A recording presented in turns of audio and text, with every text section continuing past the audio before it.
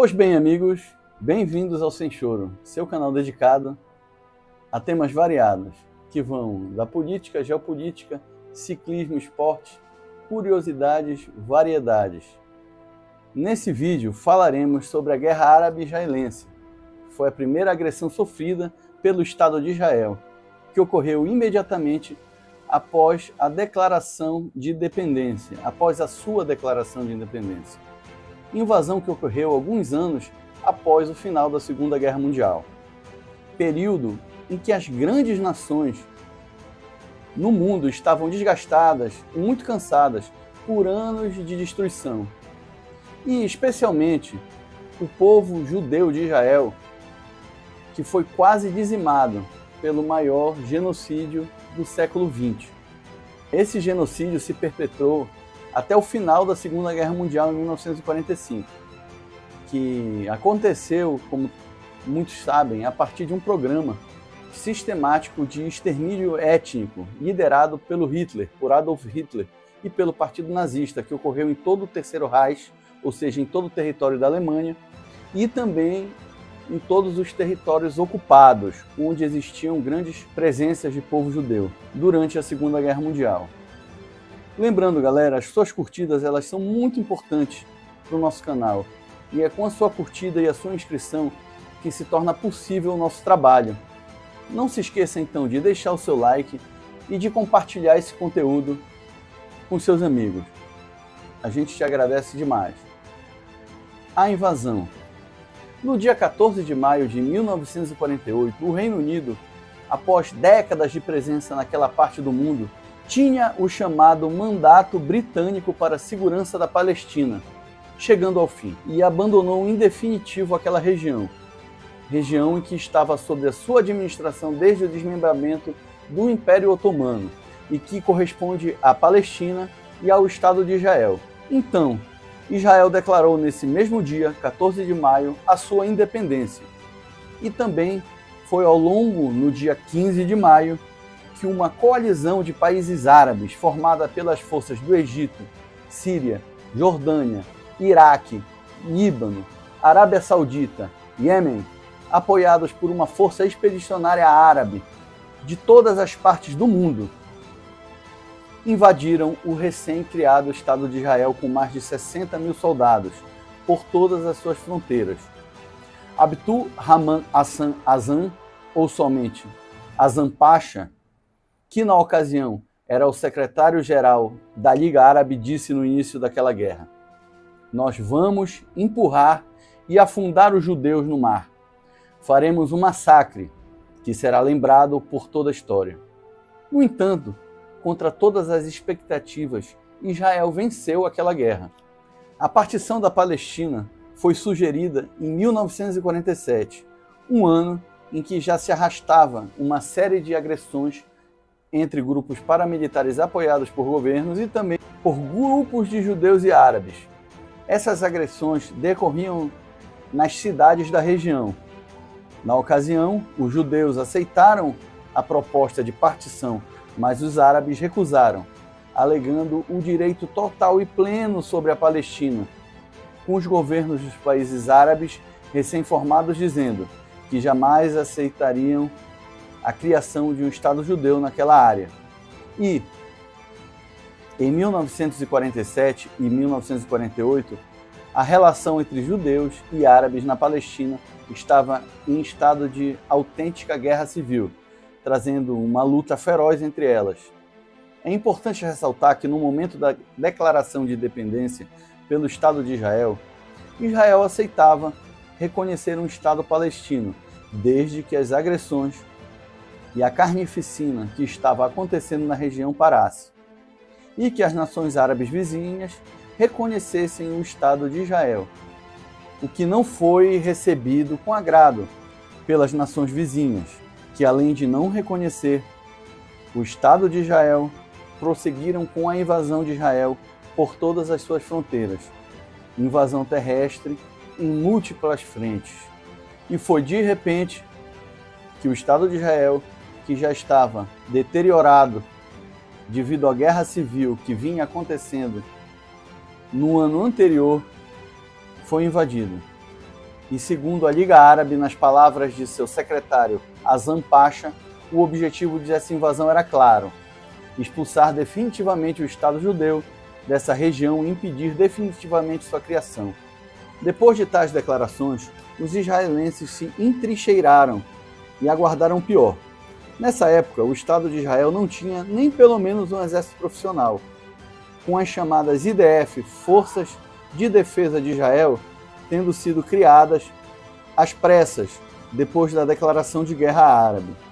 Em termos, falando de forças militares, Israel contava com um equipamento e a experiência de um grupo paramilitar, Haganah, que contava com 4.000 combatentes e outros 10.000 que tinham recebido algum ou muito pouco treinamento militar. Treinamento esse que ocorreu durante a Guerra Civil na Palestina. Após algumas semanas da declaração de guerra, o Haganah conseguiu formar uma força composta de aproximadamente 20.000 homens e mulheres com algum treinamento militar.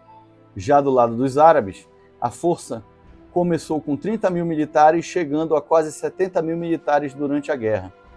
As forças atacantes, em termos numéricos, vinham principalmente do rei jordaniano, seguida do Egito e Síria, com o restante dos países contribuindo com o resto dos soldados.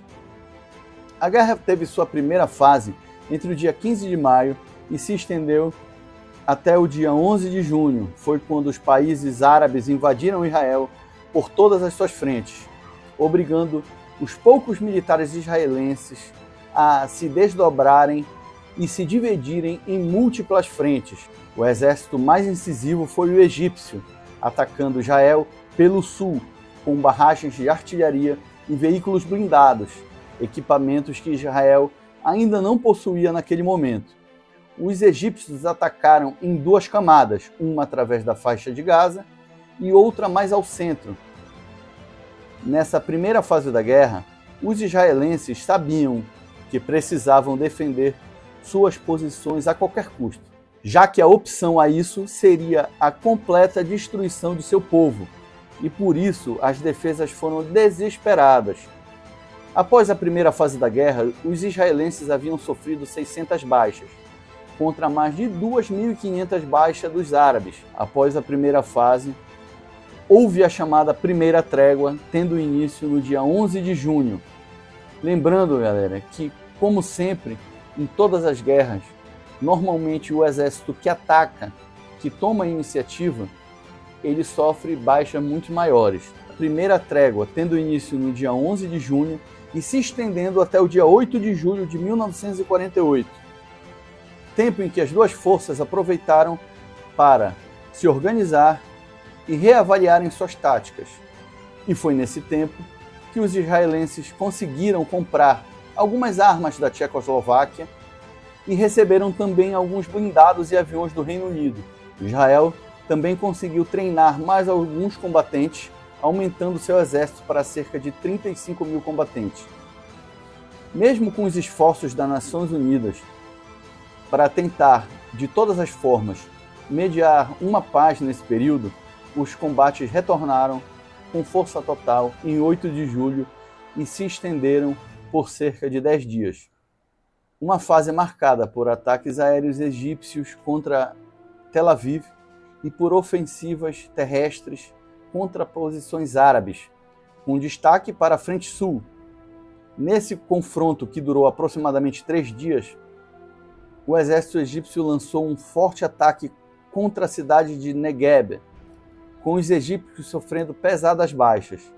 E após esse período, com os israelenses mais bem armados, com as armas compradas da Tchecoslováquia e com os blindados britânicos, eles assumiram de forma definitiva uma posição de ataque, mudando seu posicionamento, que até então era totalmente defensivo. Nos 10 dias que passaram, os árabes acumularam cerca de 1.700 baixas, entre mortos e feridos, contra somente 150 baixas de Israel. Foi quando um novo cessar-fogo teve início. Cessar-fogo esse compreendido entre os dias 18 de julho e 15 de outubro de 1948. Nesse período mais extenso, todas as tentativas de paz falharam. E ambas as partes aproveitaram esse tempo para se armar, e logo no dia 15 de outubro começou a terceira fase da guerra, quando Israel lançou a ofensiva ao norte e ao sul simultaneamente, com o intuito de estabilizar as fronteiras e expulsar os árabes que estavam entrincheirados na região. Essa operação ocasionou a morte de 400 árabes e a captura de 650, com os israelenses sofrendo apenas 20 baixas, entre mortos e feridos. Nessa terceira fase da guerra, um grande esforço dos israelenses foi feito no deserto de Negev, com o objetivo de cercar as forças egípcias que lá combatiam. Nessa operação, os israelenses usaram alguns blindados Sherman montados às pressas. E no final de 1948, Israel lançou a Operação Horev. Essa operação foi uma ofensiva em larga escala contra o exército egípcio no Negev Ocidental. Seu objetivo era prender o exército egípcio na faixa de Gaza. E, em paralelo, Israel também fazia ofensivas ao norte, expulsando os libaneses e os sírios da região, estabilizando de forma definitiva aquele setor da frente. Ou seja, Israel, além da sua ofensiva massiva no sul, abriu uma segunda frente de ataque ao norte. E após a expulsão dos libaneses e dos sírios ao norte, a região norte foi estabilizada de forma definitiva naquele setor da frente. Entre janeiro e fevereiro de 1949, Israel fez um trabalho de inteligência audacioso buscando informações do posicionamento dos exércitos egípcios ao sul, dando início à Operação Uvda, no dia 5 de março. Essa operação foi a última campanha empreendida pelas IDFs, ou Forças de Defesa de Israel, durante a guerra, e seu objetivo era capturar o sul do deserto de Negev. E no final de dias, o exército de Israel havia expulsado tudo o que restava do exército egípcio na região.